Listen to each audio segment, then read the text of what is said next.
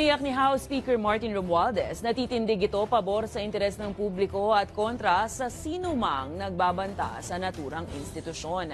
Sa kanyang talumpati sa muling pagbubukas ng sesyon ng Kongreso matapos ang holiday break ngayong araw, hiniling rin nito sa mga mambabatas na huwag papayagan ng sinuman na sirain ang puri ng Kongreso o idikta ang direksyon nito. Sinabi rin ng Speaker na kahit pa may sari-sariling opinyon ng mga kongresista, dapat raw manatili itong nagkakaisa sa harap ng banta sa buong kapulungan o isa sa kanila.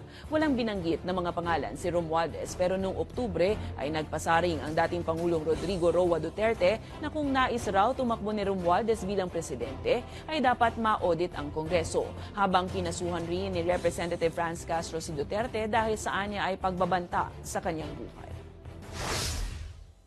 Wala pong personalan dito, trabaho lang. Tatayo ako laban sa sinuman na mananakot sa atin para masunod lamang ang gusto nila. Itindig ako, tayong lahat, para sa kapakanan ng bayan.